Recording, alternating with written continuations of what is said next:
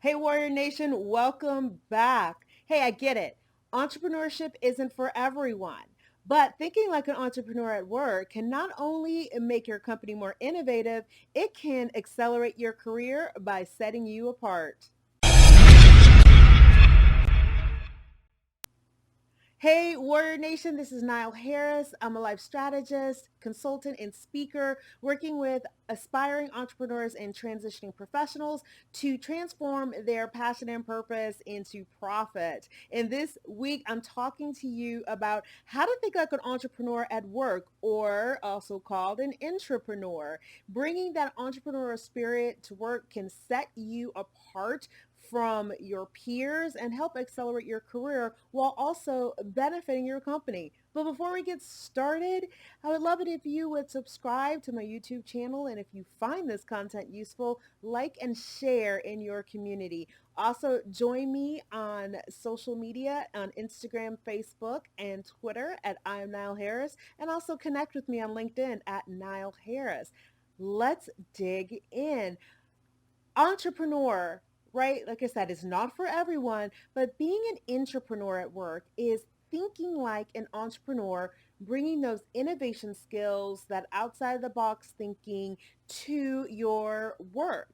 It's called being an entrepreneur, and it is what can set you apart from your peers, your colleagues, and also help accelerate your career because it will show the leadership that you are thinking far ahead of the rest. So here are 7 ways that you can be an entrepreneur at work and accelerate your career. Number 1, entrepreneurs ask better questions.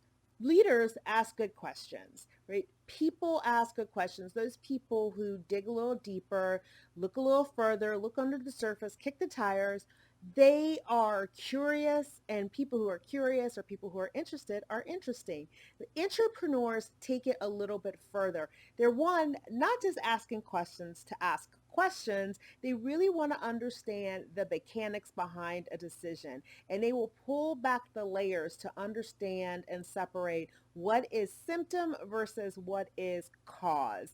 And what they also will uncover is maybe it's not always about the decision or making big changes. Maybe it's just about the why something is done. And I recall working on a project where I had to do some process improvement.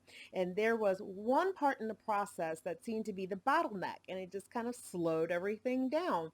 And when I started to ask questions and map out the process, I asked not, do we need this step? I asked, why is the step done the way it is done? We obviously needed the step, and it needed to happen, but did it need to happen the way that it was happening? Instead of going out and spending hundreds of thousands of dollars or thousands of dollars or hours to replace this part of the process, once I understood the why, which was essentially at the time that the process was made, at the time that they started this particular process to complete orders, it was part of an order fulfillment process. This was the only option available to them. When we sat down and we did a search and looked up some vendors, we found that many new options had been developed. A lot of them were inexpensive, and it was really easy to implement the change. And by easy, I mean relatively easy compared to what we would have had to do. But asking those right questions, asking better questions, being curious, saved us, that team and that company, thousands of dollars and hundreds of hours in time wasted looking for bigger changes when it was just asking the right question. Sign number 2 of entrepreneur, sorry, is that they bridge silos. Have you ever been a part of a super large organization? I know I have. And people, it's sort of like federal rights versus state rights. And the different groups just get into their silos, they sort of hunker down. On the one hand, this allows for focus. If the company is really large and they have a lot of different things and products and service lines and customer bases and pipelines, having groups focused in certain areas is best practice and more efficient. But when folks get too like heads down into what they're doing, silos can occur. And then what happens is you get duplication of work, a duplication of effort, and you're not sharing best practices. Not for the entrepreneur. They love bridging silos, bridging the gap. They never eat lunch alone. That's actually a book. And they're always on the lookout to meet new people, learn what other people are doing. Also, the people that they connect with, maybe their finance person or their marketing person or their supply chain person, they spend time with them to understand their processes so that when they need to interact and engage, the entrepreneur is doing so in a way that will accelerate or benefit the other person to have a more collaborative experience. And what happens, entrepreneurs become nodes or they become hubs, network hubs, because they have been talking to people from all different groups. They bridge the gap between those groups and they become silo busters. They can match people up, like person A over here has a need and person B over here has the resource. The hub, the entrepreneur, can match them up. Then they become like this internal hero, this sort of this internal urban legend of this person knowing everybody. But really, it's about information, and they realize that. And they realize the more that they can bring people together, the more innovation is likely to happen. The side effect of that is having people know you, networking with you is also a great way to accelerate your career. Number three way of an entrepreneur, their ingredient of their secret sauce, is they look for the signal in the noise. Okay, what do I mean by that? Think about when you're tuning into a radio station back when there were dials. I may have lost some of you. But when you used to have to dial in, turn the dial to get a radio station, there was a lot of static. And then you would sort of hear the radio station, but you would have to like then start turning a little bit smaller, a little bit finer movement to get to the signal, to get to the radio station, to get into the tuning of that radio station. That is what entrepreneurs, they hear what's going on. They know. Think about right now. I'm not sure when you're watching this, but if you're right now, it's the pandemic and COVID, and there's a lot of noise, a lot of static. But what entrepreneurs do is they locate what is around what the static is surrounding. There's usually something at the base of that is going to be really important for the culture. Maybe it's working from home has become very difficult because the company's IT systems aren't great, or people don't have the latest IT software installed. It could be a number of things, but what they're doing is they're seeing that there are complaints about something, and then they sort of ask better questions to get to the source of that, to find the signal in the noise. Number four, let me tell you, within an organization, the people who pivot are the entrepreneurs. Entrepreneurs, I keep doing that. It's an entrepreneur inside. Those who think like entrepreneurs are going to pivot faster. They're going to be ready because they have been looking out onto the horizon. They were asking better questions. They were busting silos. So, and they were looking for the signal and the noise. So they're looking beyond the obvious. They're looking beyond the ordinary to the extraordinary. So they're going to already know, most likely, that a pivot is coming. They read the tea leaves and they are already thinking about it, already prepared, already thinking about what's plan B and plan C. What they are not doing is wallowing. They're not sitting around even after an acquisition or maybe a failed project or a product that didn't sell the way they expected it to. They're looking at analytics, they're looking at data, and they're not wallowing in the what didn't happen. They're thinking about what do I need to do to change? How do I need to meet this new circumstance? And what are the new goals, the new tactics, the new strategy, the new vision? What are the resources I need? And they're off to the races. That's what entrepreneurs are focused on. Folks who are sort of still back scratching their head wondering what happened, they are in the dust of the entrepreneurs.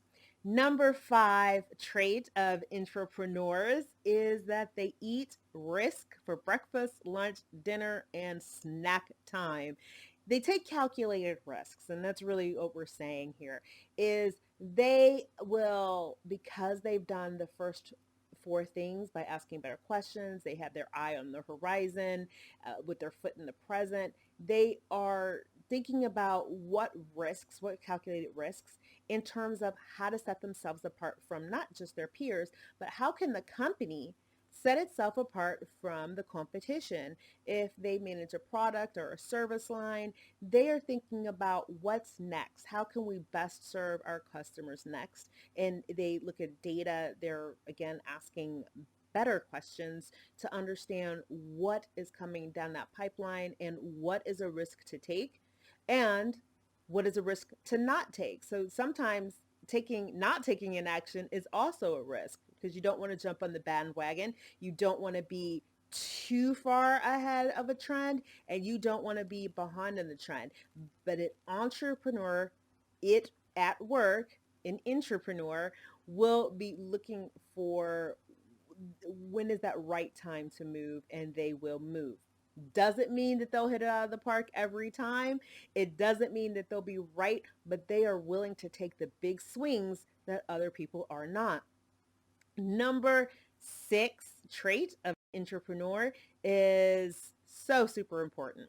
They understand that small changes can lead to big outcomes.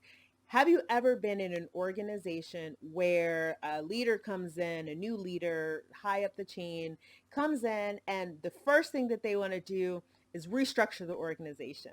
I used to say there was a company I worked at, and I used to say there were 2 seasons: reorg season and not reorg season. And that just seemed to be the case. There was always a reorg, always a restructuring, and it was always this big thing.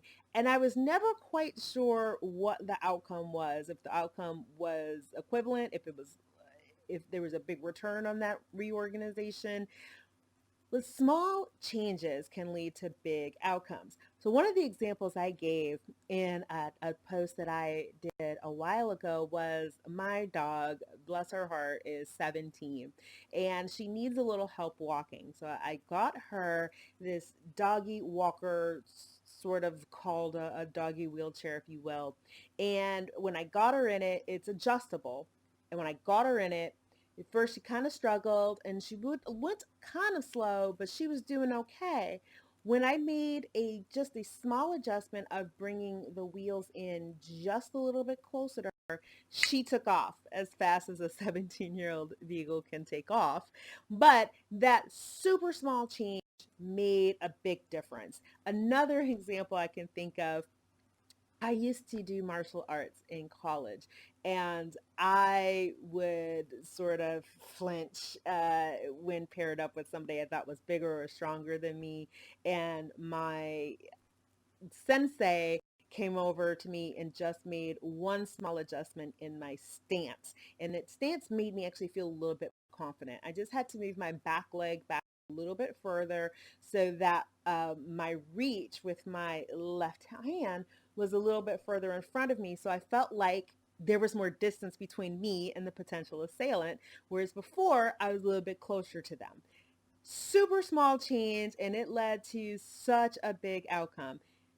Entrepreneurs understand that sometimes the smallest tweak results in the biggest result or the biggest outcome. They don't believe in change for change's sake, and they're not going to break something that's working well if it is truly working well.